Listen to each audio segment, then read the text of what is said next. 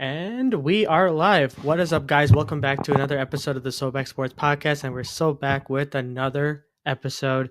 And I know we've been kind of MIA a little bit. It's been kind of dry right now, especially right before the draft. But we, as you can see, have a special guest with us today. If you want to introduce yourself. Yeah, hey, I'm Savank. I'm one of Ankit's close childhood friends, and I'm happy to join on this podcast and talk about football. Oh yeah, of course. Yeah, good to have you here. Obviously since you're a 49ers fan, we're going to have to a little bit dive deep into the whole situation with the 49ers before we talk about the Chicago Bears. But before we get into that, please don't forget to like and subscribe to the channel. Really means a lot. It really helps me create content like this for you guys, especially with the new season coming soon. So feel free to hit that subscribe button and it'll help us out in the long term. So to kind of go into the 49ers a bit, the season has been a lot of ups and downs, and especially with a lot of questions going into the offseason. So I just wanted your opinion and kind of to break down what what happened, what are your thoughts on it, what are some takeaways that you uh, had from that past season. Yeah, so just overall, these past few years, honestly, have been really rough. Right? I feel like every year in the beginning, we have all this hype. We might have an average quarterback each year, and but our surrounding cast is just so good that I cannot believe that we have not won a Super Bowl, even though we made the NFC Championship almost either every year or every other year. And Mm. it's honestly disheartening to see how in each Super Bowl we just keep choking. We keep shooting ourselves in the foot. Last year it was fumbling a punt return or muffing the punt return. CMC, our best running back, the best running back in the league that year, fumbling in the red zone. It's just all these things that were so preventable. And I don't blame Kyle. I know a lot of the 49ers fans blame Kyle for being a choke artist in the Super Bowl. He was with the Falcons in the notorious choke against Tom Brady. But I think it's just us shooting ourselves in the foot and just doing this. And then last season, of course, with all the injuries, there wasn't much that we could have done. Brandon Ayuk with his holdout, which I am very disappointed to see that he held out for so long, even though he was a part of our winning seasons. He held out for that long, and then obviously he wasn't fit towards ACL, MCL, and everything else getting injured. CMC with this tendonitis in his Achilles. There's not much as a organization you could do when all your star players are getting hurt like that. And then Debo, of course, with his very underwhelming season, he underperformed yet another year. I think he's out of shape. So I am honestly happy that we traded him. He was a great player for us. If we did win in 2019, he would have been the Super Bowl MVP, in my opinion. But it's just time for us to let go of some of these guys that we cherished for so long. It hurts. A lot of these 49ers fans, I feel like, are a little overreacting because these are the guys that took us to the Bulls. They had all these clutch plays in these important games. But it is time to move on as a franchise from some of these players and try to start young. Yeah, I mean, you like it kind of makes sense, especially with all that success that you had like during the season and even in the postseason as well.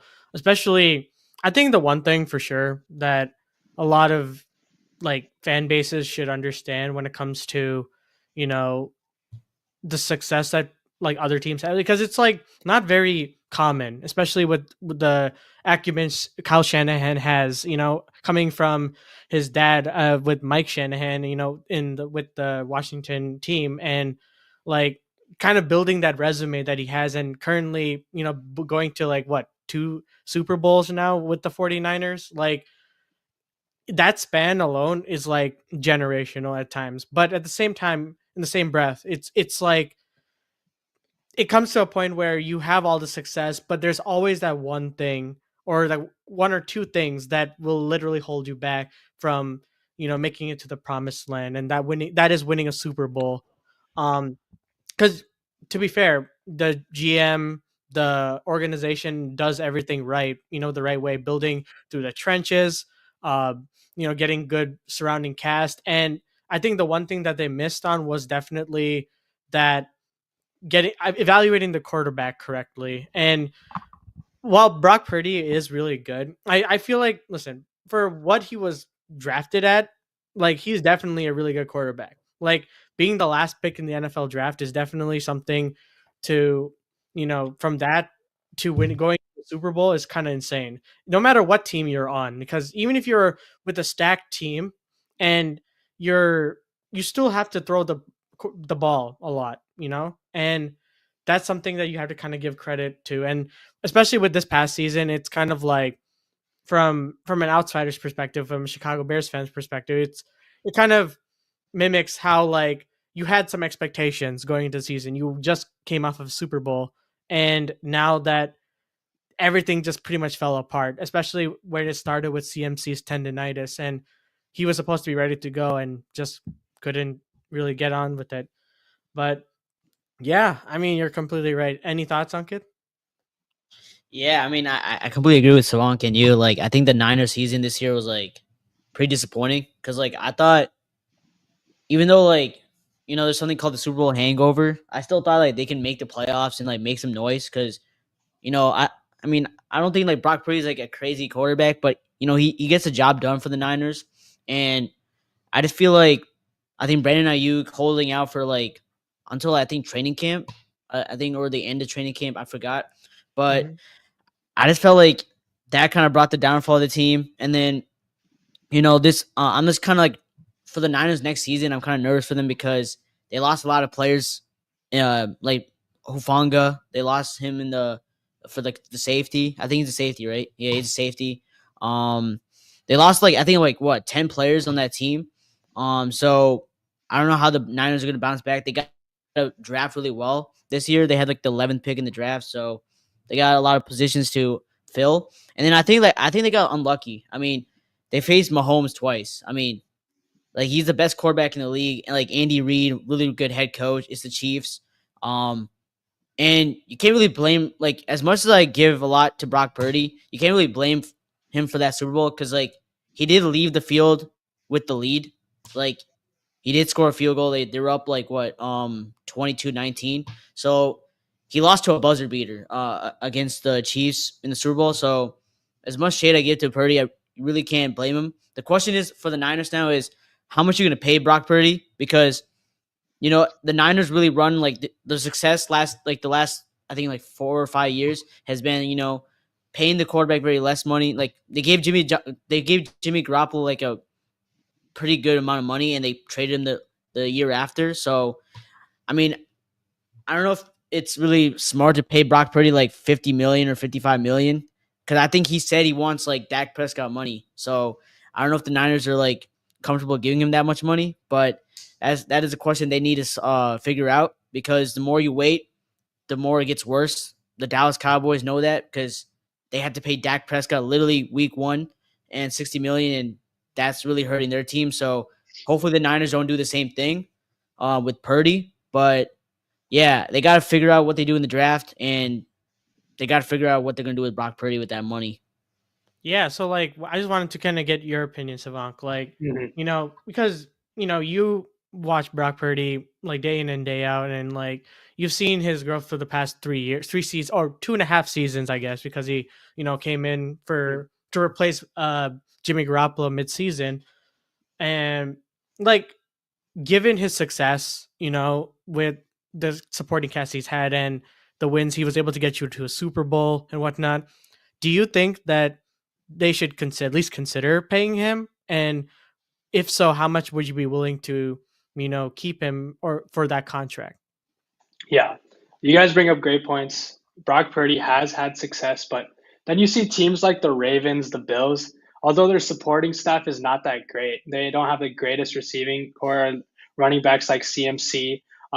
Just having a Josh Allen or a Lamar Jackson, that's what brings you in the playoffs. That's what the clutch moments that even Mahomes did with the Chiefs. I would say our team was a lot more stacked all around, but just having Mahomes, it's just like this it factor that you need as a quarterback to take over the hump and just being not just throwing like 300 yards to get those touchdowns, but having that clutch factor.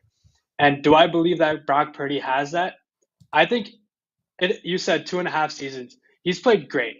I don't think that the 49ers should pass up on upon paying him and finding another quarterback, but I would keep it like 45 mil to 50 mil. I know the quarterback market right now is insane. Dak Prescott got 60 mil, and then all these other quarterbacks are getting a lot of amount.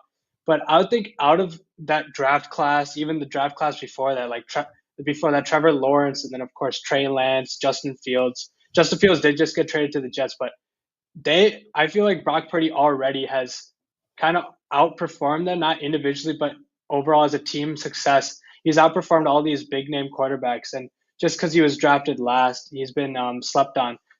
2 seasons ago, yeah, 2 seasons ago when we made the Super Bowl. Before that Ravens game when we got absolutely whooped, he was in MVP talks. He was him and Dak and Lamar a little bit were in MVP talks. He was one of the favorites to win. And then that I think it was he threw a lot of interceptions that game, and that brought his stock low for MVP race low. I think he ended up fifth, but Mhm. even just ending up fifth in the MVP race as a second year quarterback, um, I think it's worthy enough to get paid.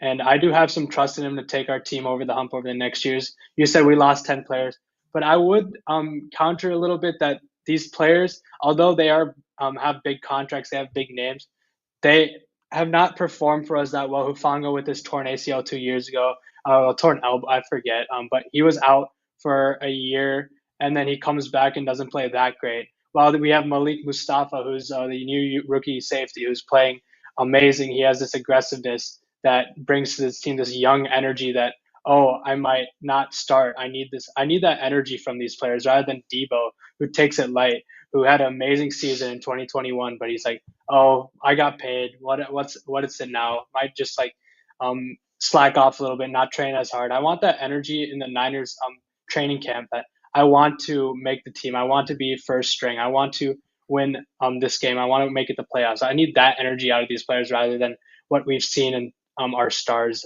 the past few years. So I think Brock Purdy has that.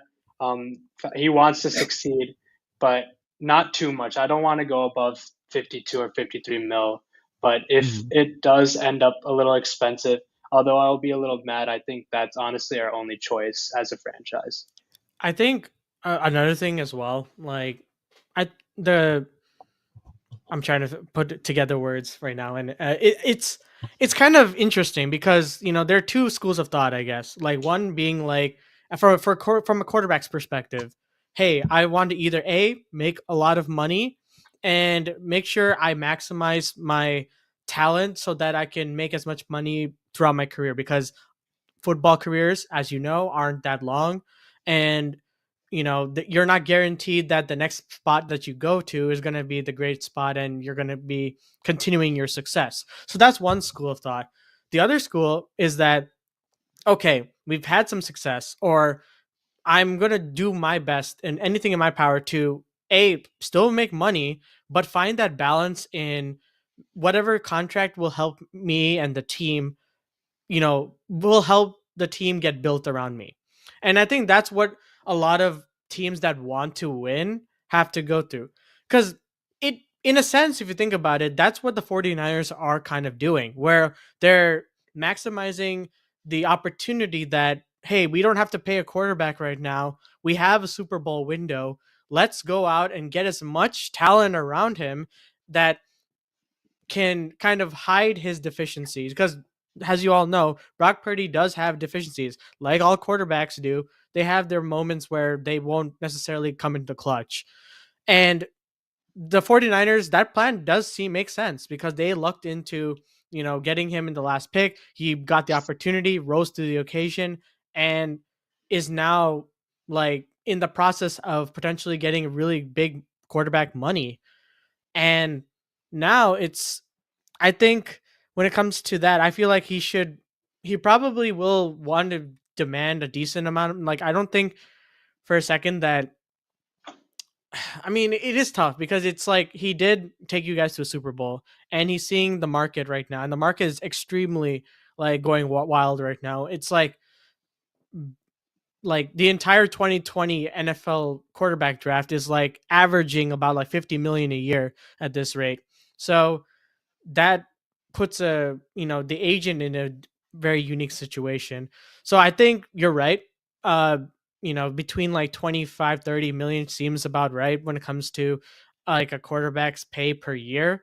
And especially if you look at his stats, like for if I pull it up for the 2 seasons that he's played, like in his best season, which was 2023, he put up 4,280 yards, 31 touchdowns, 11 interceptions with a quarterback rating of 113 average.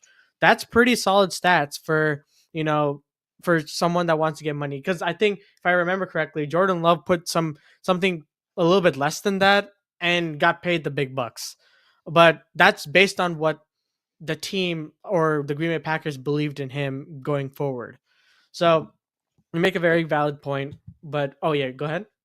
Yeah, so like no, I agree with what you're saying. Like he has shown like some like he's shown like that he can like win games, obviously, with the Niners. And my only pushback is that and Samang mentioned like it's really good to have like a Josh Allen, like a Lamar Mm-hmm. Jackson, Patrick Mahomes. My thing is like if you're gonna pay Brock Purdy, because I think what's gonna happen is he's gonna hold out and he's gonna somehow get $55 million, because if you're Brock Purdy's agent, like you can literally say like he's better than Trevor Lawrence. Like right now, like what he's playing right now, he's better than Trevor Lawrence.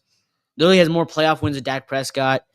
Um, and they're making like 55 million, 60 million. So I have a feeling that he might get 55 million. I mean, there's a chance, but it's like my thing is Brock Purdy ever going to be like that guy where he can carry a team on his back with not the greatest talent? Because we've seen that with Mahomes, we've seen that with Josh Allen this season with the Bills. We had a lot of questions about the Bills this season, and will they will they even win with Stephon Diggs leaving? And it's like Josh Allen had like Khalil Shakir as his number one receiver, Dawson Knox, Kincaid, and we saw him carry his team to the AFC Championship and really put a scare to the Kansas City Chiefs AFC Championship. My thing is this year we kind of saw a little taste of what Brock Purdy like did when he didn't have like the greatest piece around him. Brandon Ayuk went out week 7, I think, or week 6, I forgot, but he went out early in the season. Debo Samuel was dealing with some injuries this season. The defense took a big hit this season with a lot of injuries, and it's like a lot of the pieces weren't around him, and they had arguably one of the worst seasons, being 6-11. Now, I'm not putting all that on Brock Purdy. I think there's definitely injuries do play a role in this, and maybe, and I heard like a lot of people around the NFL were saying like people have figured out Kyle Shanahan's offense. I don't know if that's true or not, but my thing is if you're going to pay him like 55 million or like 50 million after seeing what happened this year when he didn't have the greatest weapons around him and the team just looked so much different, his play took a big hit. I just have a trouble like paying him the big money. So like, and the thing is the Niners, they actually control like this contract negotiation because they have him till signed till 2026 because he's the last pick of the draft. So I mean he's getting like minimum pay. So like if it goes up to Brock Purdy and the Niners have like the ultimate like advantage here when it comes to the contract negotiation. So I'm really interested in what the Niners do here, but I don't know. I don't know if he can ever be that guy that's going to like carry a team on his back and like not have the greatest weapons around him and still like succeed and compete for Super Bowls. That's the Yeah. big question the Niners have to evaluate when paying Brock Purdy. Yeah. I will say, I think a name factor has a huge deal. Say we drafted Justin Fields instead of Trey Lance in the draft, and he brought us to the Super Bowl. Justin Fields has that name factor because he was a top pick. He was an Ohio State quarterback who made the finals of the college football.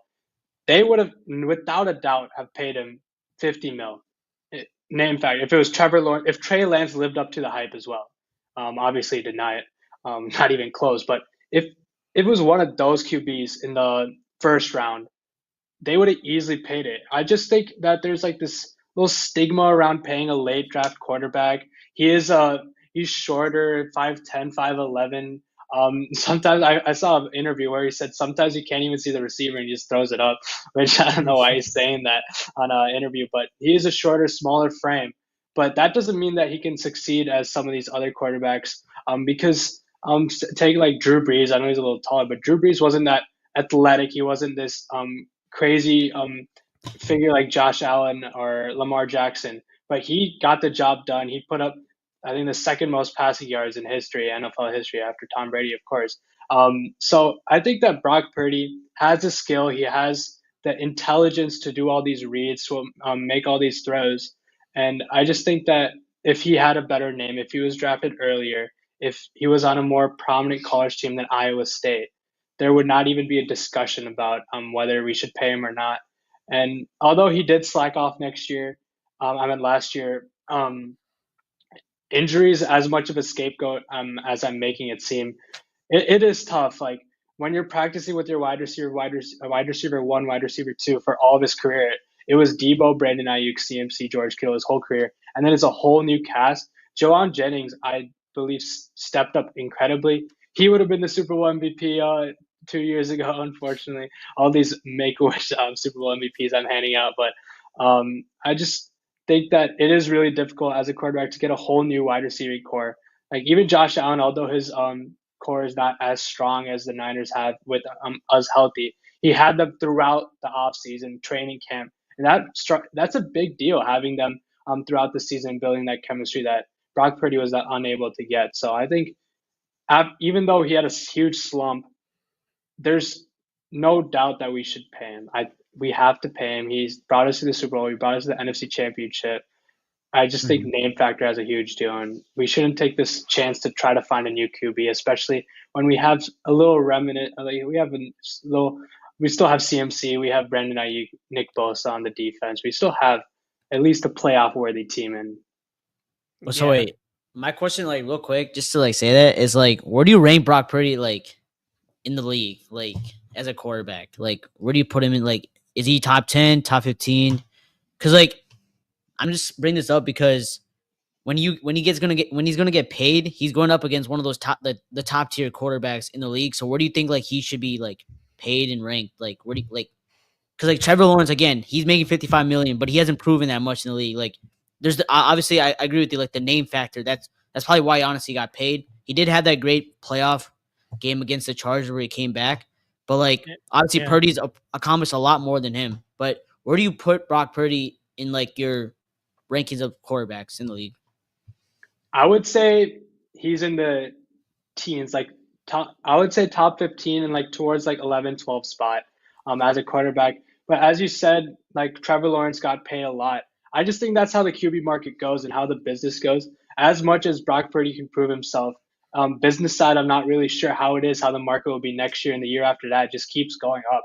So I think because of these other Trevor Lawrence getting that much, Dak Prescott getting this much, it almost leaves no choice. Because if we like start these negotiations with like 40 mil, 42 mil, like lower, it's almost disrespectful because of how much these other quarterbacks are getting paid.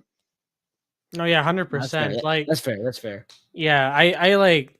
I mean, listen, from being a last pick and like getting that opportunity, you got to give credit where credit is due. Because dude, like he can ball when he locks in and everything is going right. Like, listen, any like I personally, I'm not a huge fan of like the idea that Brock Purdy has to have like always is built out by his weapons and stuff. Like of course, I mean you have to have good weapons in order to like be good. But I agree, there are moments where if you don't have them, like you have to still be able to perform. But when he has those weapons, when he has a good solid game plan, he will put the ball where it needs to go and he will win you a game. Like that's the end all be all. And like the thing with that is like, real quick, the thing with that is like when you pay a quarterback, you're gonna lose those weapons. No, I agree. Because you said like when he has those weapons, like he can deliver, which obviously he has. Like he brought them to the Super Bowl, but in the coming years, like they're gonna have to like get rid of like some of these players because there's something called a salary cap. And true. I get it. Salary cap. Is there a salary cap? Let's be real. If it keeps like let's be real, it keeps going up. So at this rate, like but like let's be real. I know though. what Like you mean. I know. you're gonna lose like some like key players. Obviously, drafting in the NFL is more prominent than the NBA. Like you have to draft because it's a 52-man roster compared to like a 12-man roster. So drafting is very important. So, and I do believe the Niners can draft well. I mean, they literally got Fred Warner in the 5th round, and he's arguably one of the best linebackers or the best linebacker in the league. So I know like the Niners can draft really well. It's just like my question is like you're saying like and Sabong's also saying like if they have like the weapons like he can deliver. It's just like my big pushback is when you pay Brock Purdy, and he's not going to have the best weapons. The big question the Niners fans have to come to the fact is, can he deliver when the weapons and the teams are not the greatest? And Mhm. can he be that X factor on that team? Because I'll be honest, I don't even know if CMC is going to be that good next year. Like, he didn't come back that great. Maybe the offseason, he comes back better. I mean, his age is getting up there too. But I mean, the weapons. I mean, Brandon Ayuk, solid receiver. I think Ricky Pearsall could be a pretty good receiver for them. He had a solid rookie year, but the Niners, they're gonna have to draft pretty well. They have George Kittle still, which is a pretty good tight end. He's probably top 3 in the league. But I mean, if you pay Brock Purdy, a lot of these good players that are on your roster that are making big money are not going to be on the roster very long. So No, yeah. that's my thing. Yeah. No, I agree. Yeah, because it's like, yeah, I understand. Yeah, you're right. Because it's like, you know, if that's the crux of my argument, then it's like, okay, you're kind of right at that point. Um, but yeah, I guess we can move on to like the next part of this, because it's like, as you mentioned, we've kind of alluded to in the earlier part of this segment, the departures, because I think the 49ers as a whole were a big name in free agency for the kind of the wrong reasons as well, because they gave away, or a lot of players moved away from that organization to different teams. Like, some examples include Debo Samuel, Aaron Banks, Jalen Moore, Elijah Mitchell, Dre Greenlaw, Talanoff Hufanga, Travarius Ward, Leonard Floyd, Javon Hargrave, and Malik Collins. And I haven't even named the special teams players yet, but there are a bunch of like roster spots that need to be filled at this point, and have to increase depth. And in addition, you have to also think about another player who has been, kind of a big topic as well, Jake Moody as well, for as your kicker, because he's had a kind of an interesting season to say the least. But do you want to kind of break that down a little bit, Savon? Yeah, I feel like a lot of these departures were kind of inevitable, and some of them is just unfortunate. Hmm. Uh, Charvarius Ward, unfortunately, his wife had a miscarriage, and he said publicly that San Francisco brings him trauma. He wants to leave. There's nothing as a franchise you can do about that. So Charvarius Ward, he was a great cornerback, but that's just something we had to let go, and for his own, yeah, Mental sake. health, yeah. Yeah, mental health. And then Aaron Banks was great for us, but I do think he got overpaid. He's on the Packers now, I believe. Mm, I think he got overpaid, and we just could not pay that much money with some of our future plans. And Dre Greenlaw, we I saw an article where Kyle Shanahan and John Lynch flew to his house and offered him more money, but he still took the Broncos. I believe he just wants to be the linebacker one. I mm, think he just doesn't want to be in the shadow of our amazing Fred Warner. right. And as again, you just can't not do anything about that as a franchise. And then the other ones I do, Javon Hargrave, he tore his tricep last year, so who knows if he's also going to come back as good as he was when he was on the Eagles. He wasn't that great for us, I would say, personally, when he was on the 49ers. Malik Collins was a pretty big loss. I would say we could have retained him, but most of these huge names, I would say either is inevitable or it was just something that we could not do, as like no franchise would have done it. It just happened to be this year where we had to let all of these guys go. Yeah, that's very valid. I mean, yeah, because that kind of brings me to the next point, or the next question, really, for you, because with the multiple Super Bowl runs and NFC Championship games that you guys went to, does this mean that the Super Bowl window is officially shut? And is this the process of a potential rebuilding season on the horizon for the 49ers? I would disagree about that because although we lost some of these big names, they're not even close to the others that we have, like Nick Hmm. Bosa, Fred Warner, George Kittle, CMC. I think CMC, you brought up that he might not be as strong, but that's what they said after he tore his ACL on the Panthers and they got traded to the Niners. I think his work ethic's amazing. His fitness is amazing. So I believe that he'll come back strong. They even said that about Saquon, and look at him. He won Offensive Player of the Year, won the Super Bowl. So I think CMC will come back strong. So overall, the major people that we have, the stars that took us to the Super Bowl and NFC championships, we still have a lot of the supporting roles gone. But if we draft well, which I'm a little worried about because our previous assistant GM, I think it was Peters, Adam. Yeah, Adam Peters. Peters. He was the Yeah. one who's been like who's gotten all the gems. We got Fred Warner in the fifth our third late round pick. I think Dre Greenlaw was a late round pick. George Kittle was a late round pick. Brock Purdy, of course, is the most famous late round pick. That was all Peters. So I hope that John Lynch and our drafting, our recruiters, they're able to keep that same culture as a franchise that we're able to find these great picks. So if we draft well, get a supporting cast, our main cast is, I believe, is still here. Like I said before, Jawan Jennings has fully stepped up against the Rams. I believe this season he scored 3 touchdowns, over 100 yards. When he got put into the wide receiver 2 role, he he was a wide receiver 2, one of the best wide receivers 2 in the league. So I think that Ricky Pearsall will develop even more. Mm-hmm. Hopefully, Brandon Ayuk.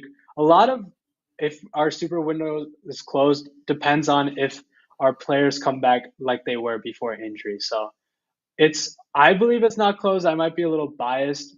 I know a lot of people are saying it's closed, but people are, I feel like, just hate the Niners. It's a very a dislikable franchise.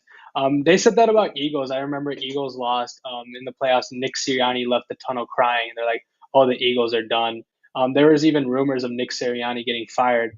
And what does Mm-hmm. he do? He comes back the next season, wins the Super Bowl. Obviously, they get Saquon, they get a lot of these star Mm-hmm. players, but I just think some of these franchises that are more hated, like the Eagles, the Niners, the Chiefs keep winning.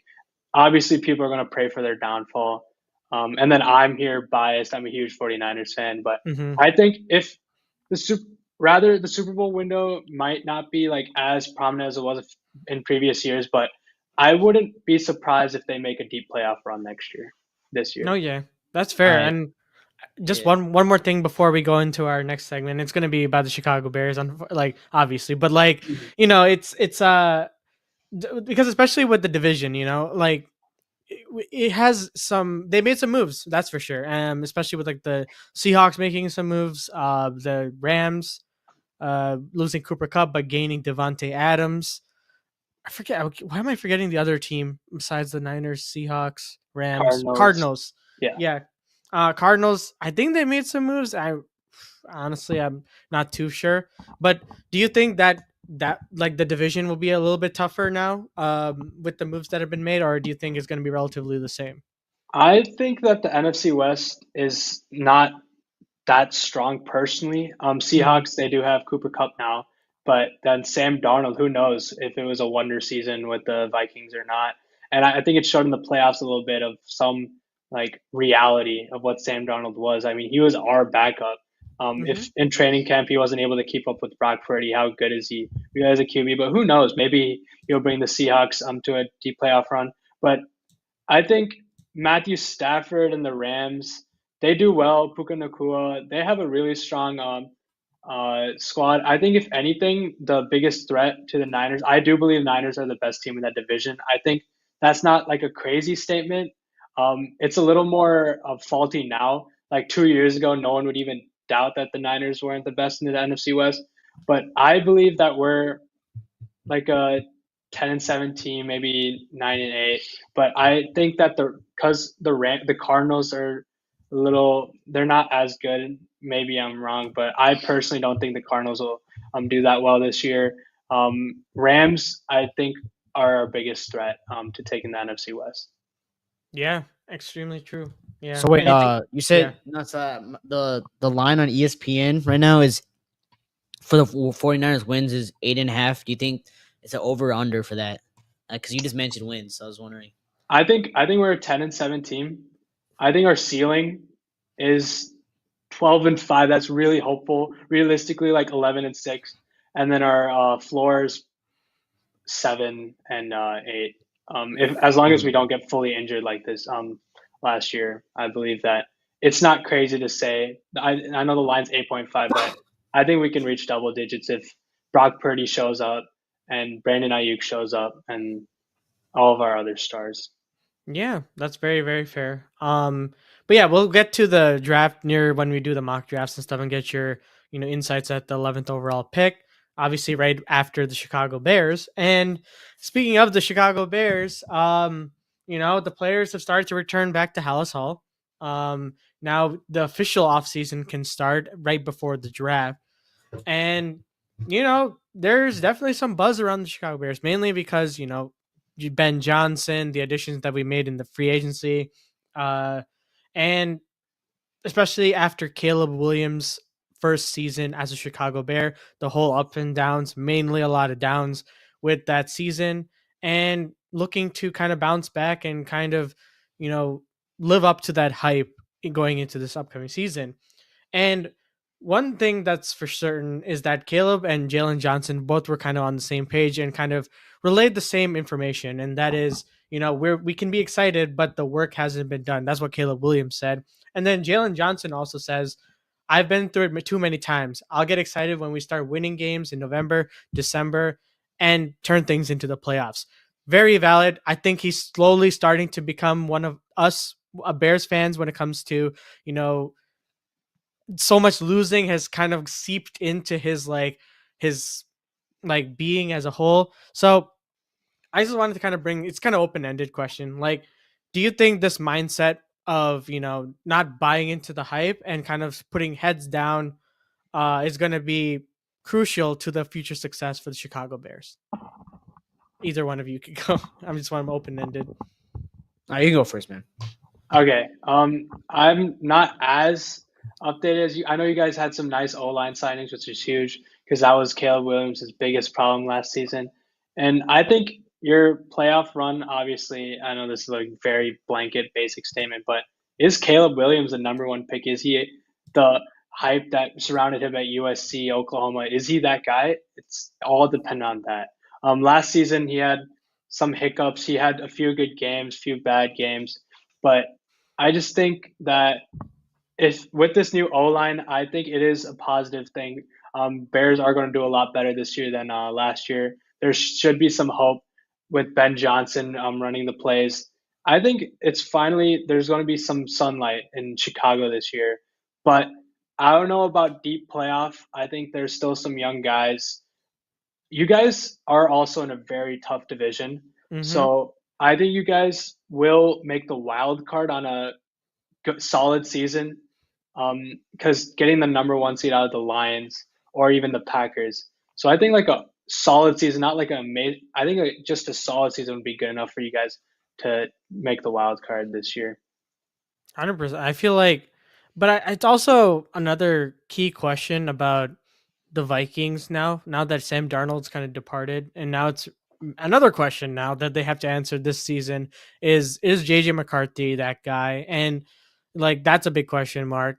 And for the Packers specifically, they say they have their 5 wide receiver ones with them, and they're all very young, talented, obviously very good wide receiver. But like being real, like they really needed that wide receiver one that was a vet, but like has been through the ringer when it comes to the NFL. I think that's also going to pose an issue or be a stand-in for what their potential could be. And for the Lions, they seem pretty indestructible, with Dan Campbell at the helm. And now that they're both their coordinators, their offensive coordinator and defensive coordinator, and a bunch of their offensive staff have gone to different teams, like, can Dan Campbell is Dan Campbell going to be, the X factor when it comes to their success next season? Or was it all Ben Johnson, or was it all Aaron Glenn? So I think NFC North as a whole, there's a lot of question marks around the team. I don't think it's pretty set in stone in my eyes, but it is a safe assumption that the Bears, like you said, are going to probably be in the middle of the pack, maybe sneak into a wild card team if we're lucky. And it really just depends on, you know, how far along will Caleb Williams be able to retain Ben Johnson's playbook, or how long will it take for the team to get that chemistry up to pace? Because that's going to be what's going to make or break this season. But yeah, To be fair, like for that, like there's something called training camp. Like that's when you get like used to the playbook. I mean, obviously, maybe the first I mean, preseason, like the first 3 games of the season, like that's when you get used to it. Obviously, new culture. I hope Ben Johnson brings like some new hope and like fixes his culture. I feel like for the Bears, I mean, playoffs would be nice, but I feel like just a new culture change, right? Like just a winning culture. Like I hope that Ben Johnson brings something that he got in Detroit, which was like a winning culture, going to the playoffs. Obviously it didn't lead to a win, but just having that mindset of just winning games, right? And that's Hmm. what Jalen Johnson and Caleb Williams were alluding to, right? The job hasn't been done yet. Like, yes, we can make all these moves, but if we don't win games, those moves mean nothing, right? So I'm excited for that. And I think Caleb Williams this season, I think he'll be good. I feel like his season was pretty good last year, like with what he had to deal with. 2 coaching changes. Matt Eberflus arguably one of the worst coaches in the league. Don't know why we retained him, but that's a decision that I'll never understand. But yeah, so I think he had an up and down season. That's what most rookies deal with. I mean, CJ Stroud and Jaden Daniels, I feel like we're so used to seeing what they did in the rookie season, like that we're like, oh, like, Caleb didn't have a good season. I feel like he did. With the situation, the circumstances he had. Could he have played better? Obviously, yeah, but I mean that's what rookie seasons are there for. And then I think like this year for the draft, I mean, I think we're gonna get into that later. But I mean, just fixing the O line. I mean, maybe getting another tackle or like maybe the D line, something like that. Could go a long ways.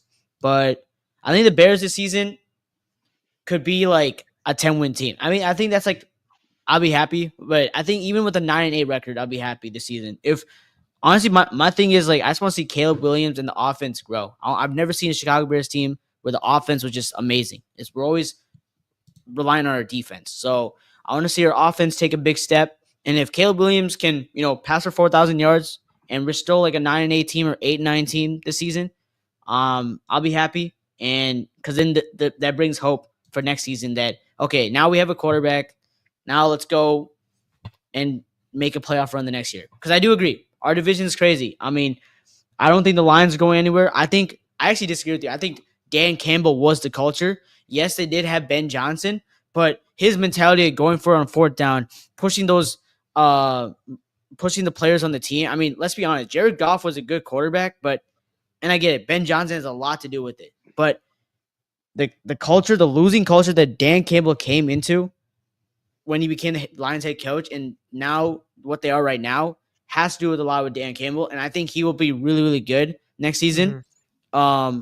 With or without Ben Johnson. I think the Lions have a really stacked roster. And Right. I think the reason why they lost is, I mean, let's be honest, their defense sucked because a lot of the players like got injured. I mean, I'm not taking anything away from Jaden Daniels, but like if the Lions were healthy, I don't even think it would have been close. Like I think the Lions would have destroyed the the Commanders. I mean, I do understand that Jared Goff did throw like a lot of picks, but yeah. And then I think the Packers. I mean, I'm never gonna undermine the Packers. Like they always find ways to win.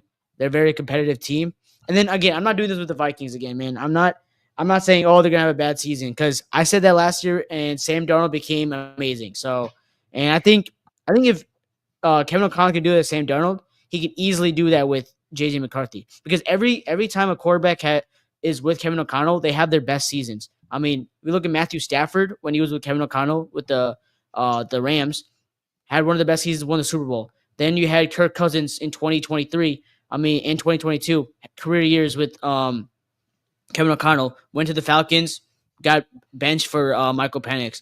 And then now Sam Darnold coming from the Niners. And I think the Niners did have a lot to do with that because of Kyle Shanahan.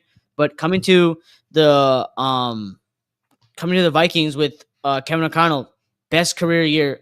Let's see if he repeats that with the Seahawks. But I think JJ McCarthy's in a really good situation, and I'm not like saying that the Vikings are gonna be bad. I wouldn't not be surprised that they're a good team next year with all the additions, and they also got someone from the Niners, Javon Hargrave. So and Jonathan Allen. So like their defense has already been good, and I think the Vikings can be scary too. So I don't expect Hmm. us to win the division next year. I think there's a good chance we're going to be fourth. I mean, there's a chance we'll be fourth, but I think the best case is like second in our division, and that's like kind of pushing it. But again, my biggest thing is I want to see Caleb Williams grow and the offense grow next year. That's my thing.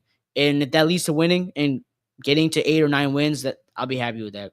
And 4,000 yards. If we could, Yeah. we'd like honestly at this point, it's gonna be like I think if Caleb Williams like is on pace for 4,000 like early on in the season, I swear we're gonna have like the NFL accounts and all that, like and everything, do like what they did for Ovechkin with like the tracker. Like it's like, oh, he's only 5 yards away or like 10 yards away from 4,000. Tune into this game to see that. Like the Bears' first ever 4,000. Or like It'll be like the LeBron one, like the or LeBron when like the, he broke the record. Stop the game yeah, just to mid play. celebrate. Like that'd be the most like sad like thing, but the most best thing that we could have ever asked for. Because 4,000s. oh my god, the fact that that's the thing is like kind of nuts. But hey, like the thing is, Yeah. the Jets get away with it because they had Joe Namath, even though he got like that 4,000 yards back in like 1967 or something like that. Like they got away with it. I will say that like the Jets were so close to being like us, but They're getting we one. were They're the getting one this year, though. They're getting one this year. oh yeah, hopefully. I mean, we'll have to see. But yeah, I mean, like I agree. It's like it really just depends on, what we do in the division. I think the bulk of our wins will have to come if we're gonna have a winning season, we're gonna have to at least like uh break even against like what's it called? Like it's not sweep, but like what's the word Division called? No, no, no, no, no. It's like tie.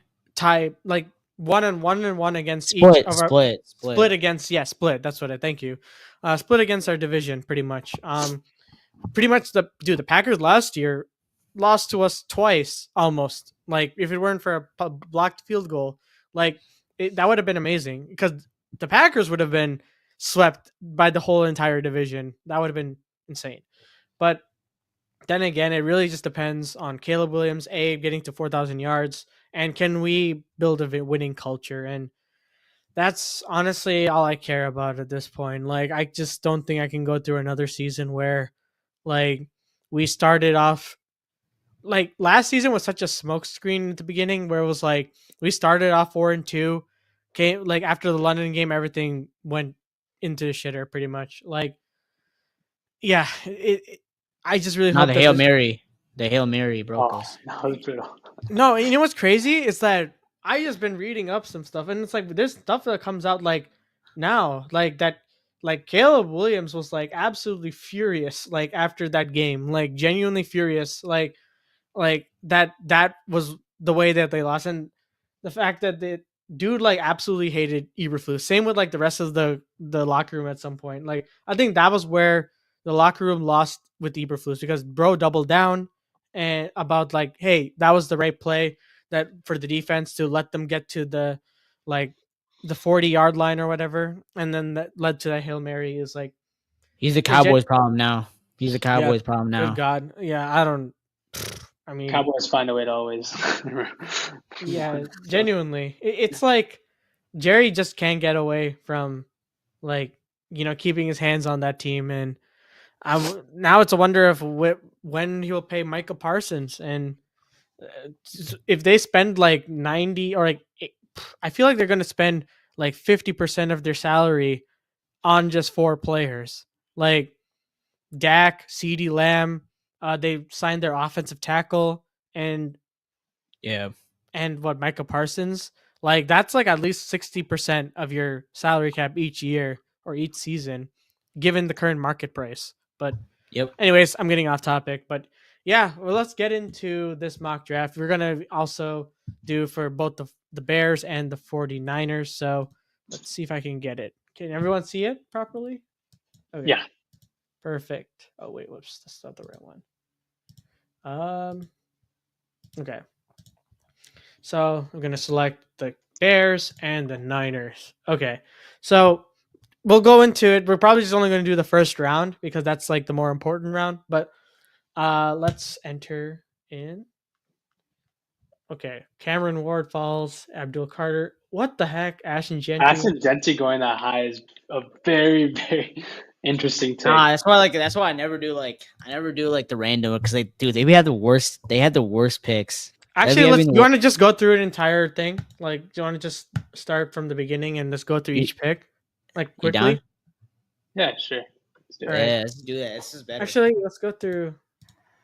It says select all. I just click the all one. Oh, there we okay. go. You can just go to the first 11 picks. We can just do the first 11. All right, that works for me. But yeah. All right. I mean, it's easy. Cam Ward. Like, this is easy. It's locked. I think it's Cam Ward. He's so nonchalant too. Yeah, the nonchalant. He's in nonchalant. The pocket. Bro just stands in the pocket. Like, he just actually just stands and looks. Like, that's insane to me. Like, that's not gonna fit in the NFL. If you translate that in the NFL, that would be one of the most like interesting plays. Like, oh, dude, the edits and stuff are gonna go crazy. Bro, he's gonna like. I probably get the first few plays. He's gonna have like welcome to NFL moment. He's gonna be nonchalant in the pocket, and then like Micah Parsons, someone's gonna hit him so hard, bro. Like, it's gonna be so cooked. But all right, I feel like it's gonna go. This is a tough one. This is a tough one. Like, I think it's between three here, like Shador, Abdul, or Travis. Like, speaking of the Browns, they just got back Joe Flacco today. I'm just saying, like, that means absolutely nothing. I also saw some reports that Jackson Dart might go higher than Shador, which I don't know how outrageous that is, but that's crazy. Yeah. Oh my god, that's like Zach Wilson going over Justin Fields, bro. Like, I remember that. Like and Trey Lance. I mean, Justin Fields looking at him now. I mean, I guess with the Jets, but no, I think he's gonna be good. But anyway, I still can't believe Trey Lance is getting so many opportunities. Yeah. So do you think they would either go A, Abdul Carter, or B, Shador Sanders? I think I think it's actually I don't know about Shador. I think it's between Abdul and Travis. I think it's gonna be, my guess is Abdul. I don't know. I think he's just better. Like, I think the Joe Flacco signing was for some mentorship. I think they might go Shador. That's fair. You want Shador? Okay, honestly, let's go. They want Joe Flacco. Guys, but listen, Deshaun Watson said that everyone's counting him out, guys. You know, like, everyone's counting him out. My thing is Dion gonna allow him to go to the Browns? Because that's where careers like die. Like, actually, I'm being so serious. Like, careers die in Cleveland. Like, I mean, so like, I don't know if Dion's gonna let him, but I'm fine with going. I'll just go safe pick and say Abdul Carter. Yeah, I don't know how you can pass on Abdul. I think Abdul would be like. I hope the Bears to trade up for him, bro. I don't know, but Travis Hunter, I think could be. I think Travis is easily number 2. Like, they have so many quarterbacks. Like, Russell Wilson is. Before Russell Wilson, I thought it was gonna be Shador. Wasn't Shador wearing NY, like wearing Giants merch? All that for Russell Wilson to get signed. Russell Wilson, Tommy DeVito, and Jameis Winston. Jesus Christ, that's like too many quarterbacks. It's like you're gonna add Shador to that. Like, there's no shot. Yeah, and it's like, also my thing is like with the Giants, real quick, it's like I don't think like John Mara, like their owner, I don't think they're gonna let like Joe Shane draft another quarterback. There's just no way. And like I feel like Joe Shane and Brian Dable, I think this is like they're on the hot seat right now, and I don't think like for like the new regime, they're not gonna like. I think they're gonna want the new regime to draft a new quarterback. So if the season goes south, I think you just draft a quarterback next year. So I think Travis is easily the best pick. Easily. Yeah, I think Tetaroa was probably going to fall to the Patriots, but at the same time, I wouldn't be surprised if they either take Will Campbell here. Honestly, I've seen a couple of drafts that are like, I got Campbell. What about you guys? How about you? Yeah, I'm personally, as a Niners fan, I hope more OTs fall, but I think they'll take Campbell. Yeah, I hope we draft. Yeah. All right. I feel like it's between either Will Johnson or Mason Graham here. I feel like that's the either of those two. Because it's like Will Johnson's stock is rising. I mean, Mason Graham. Mason Graham is pretty solid. Like, I wouldn't be surprised if he take best pick available because they need a DT, tight end, or cornerback. No, I think I agree. I think Mason Graham's like the lock for the Jags. I feel like he's like so linked to them. Like, I feel like all the Montes I've seen is like Mason Graham going to the Jags. I think. All right. I guess are we all in consensus for? Yeah. Okay. All right. Now here it's where it gets a little tricky because there's too many reports now. Not because like I was reading some up on this Raiders pick because it has a lot to do with Ashton Genty, and as a Bears fan, we love Ashton Genty right now, especially with all the offensive tackle moves that we've made. But there was an argument being made about Ashton Genty going to the Raiders, and in theory, and like based on like logic, it doesn't seem that logical because it's like, oh, you have so many more problems, like, but they're saying that Geno Smith is able to utilize not having a great offensive line, and he also benefits from a decent run game as well. Not best, but decent run game. And with Ashton Genty there as well, like even though they have some pieces on the Raiders offensive line, they'll still be able to maneuver around with it due to play action. Like So who? I don't even like what was it? I forgot his They name. have one good. They have one good center in Jackson Powers Johnson. That's Yeah. it. Like, And then so like the thing is, I feel like the Raiders could be that kind of dumb team where they're like, we have enough, so we'll take Ashton Genty. who do they I have as feel wide receiver too? Like, do they have like Jacoby Myers? Like, No, they have Brock Bowers because oh it's yeah. like, yeah, he's a dog though. He's a dog. yeah, he's too good, dude. But how much can a tight end do though? That's my thing. I Like, you mean, need how wide Kelsey receivers. was his number. Yeah, but he had Mahomes. But he had Hill, Tyreek Hill, bro. But even after Hill left, like Okay, Kelsey but was like, number one. and then you also have Mahomes. Like, this guy has Geno Smith. Wait, yeah, but like still, I mean, I'm following Genty, man. I mean, I wish he goes to the Bears, but I feel like Gino and Genty would kind of diabolical, honestly. it would honestly be like a media. They would be all over the media sometimes. my thing is, I think Shador's a sleeper here. My thing is like Tom Brady and Why would Shador. you sign Gino and then draft Shador? Yeah, they paid Gino a decent amount of That's the money. thing. I don't know. I don't know how you sign Gino and do that, unless Yeah. it's like a Penix scenario. Mentorship moment. Yeah. Yeah. Don't be surprised if Shador goes to the Raiders, but yeah, I think Genty. Yeah, you're right. Sadly, Yeah, I feel like they might be dumb to take, and this might take. Oh, I don't like it. I want the Bears to get Genty though. Oh, I know they need a cornerback too. Like they got rid of Nate Hobbs. Like, or they could go wide receiver here, honestly, because it's like Ted's I'm not. thinking Will Johnson. I'm honestly thinking Will Johnson. yeah, but they need a defense. But I just don't think Will Johnson's gonna go to them because they're literally the Raiders GM literally said like his son like will leave the family if they don't draft Genty. Like I think Genty's a lock. No, I remember I saw that I was like, oh yeah, Genty's a lock. Like, when Genty's a lock. Like, Yeah. sadly, bro. I think. But okay. Dude, that's stupid in the first place because you should not like Based base off your Bro, did you see Hard Knocks with Joe Shane, bro? He asked his son like for like the No, draft. I agree. How did that go well for him? Like That's the and the thing- neighbors. Okay, but then what did that do? Like it didn't do anything. Like, Hey, to be fair, his son did say to draft to go up, trade up for Jaden Daniels. So his son was cooking. But I will say that, and there's also like goobers in like ownership, like what's his name, Woody Johnson, like that would go based off of players' Madden ratings. Like you have like stupid people that do like make decisions based on that. At this point, you might as well just roll a dice and hope for the best. Like for honestly, for the Raiders, that's not even a bad idea. Yeah, probably. Honestly, Yeah, for the Jets, I'm going Armand Membu. Membo's Easily. good. Yeah, He's like linked to the Jets, and they're literally an offensive tackle away from that offensive line being really good. Like Yeah. you have Olu Fashanu, they have Tucker. they have Armand Membu, yeah, and then they have like they got the Tyron Smith dude, right? Or Yeah, I think so. I'm not yeah, sure. and then they got like a good center, and I forgot the Jets O line was actually pretty good last year. So I think they should go to Armand Membu. I think he's been really good. Like I like him a lot. Panthers. I think. Hear me out. I think they go wide receiver.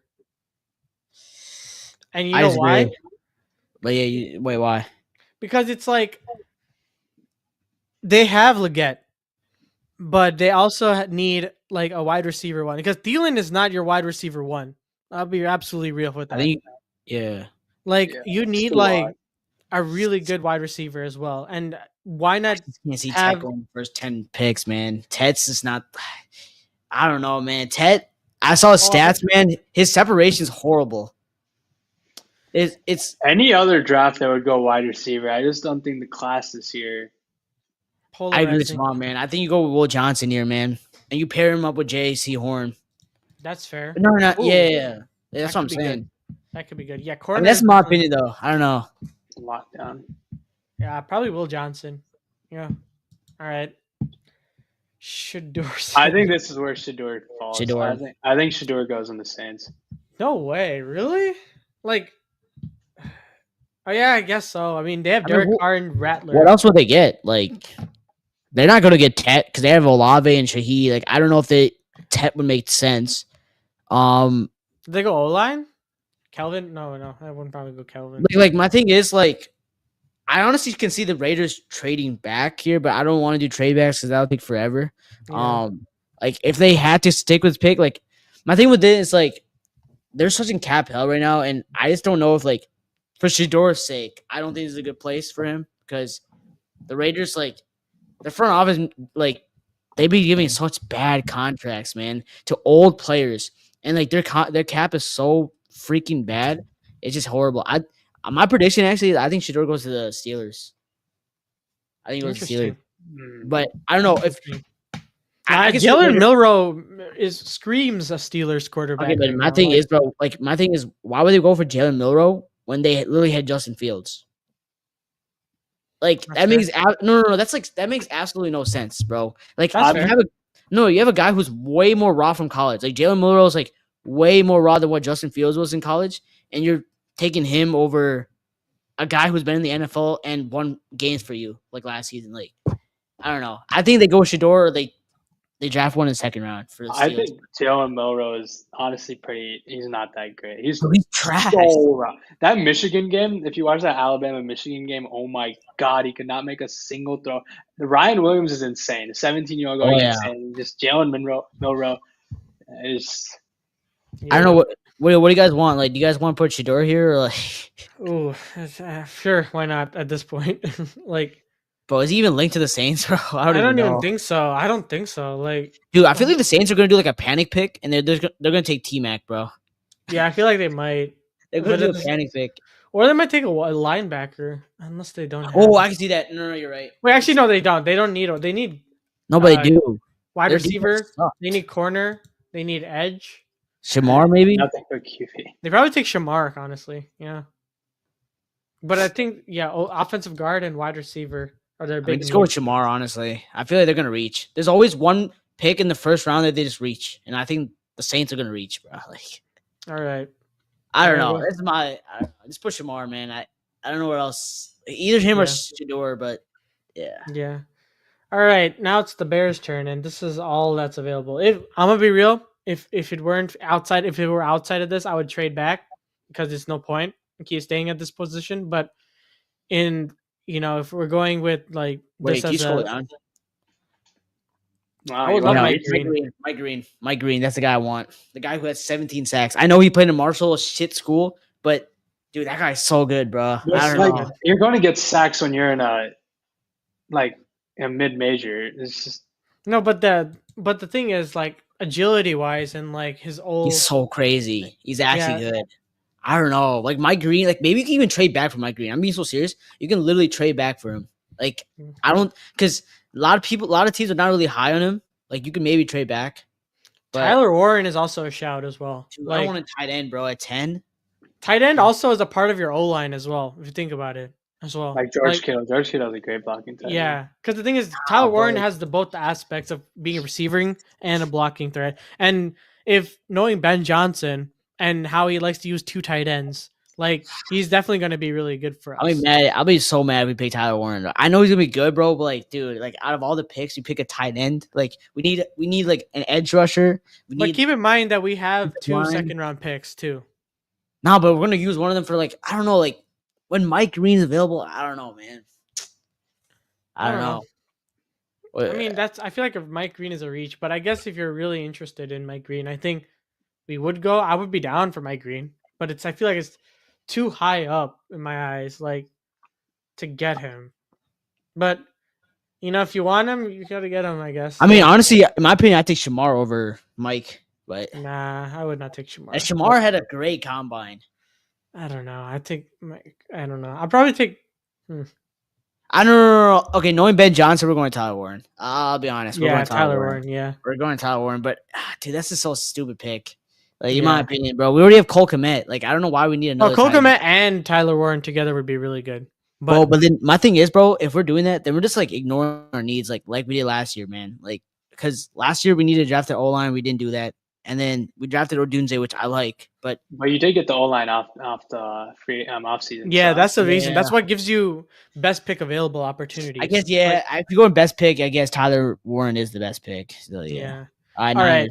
Now it's Savong's turn because this is the Niners. My heart tells me just to go linebacker, get Joe Walker from Georgia, under Fred Warner, get the mentorship, become an absolute dog. But our O line is very, very, very mid to like horrible. So I'm like, as a Texas fan too, Kelvin Banks, I would not be mad about. Like, he was a dog for us on Texas. He is like probably the best O line pick there.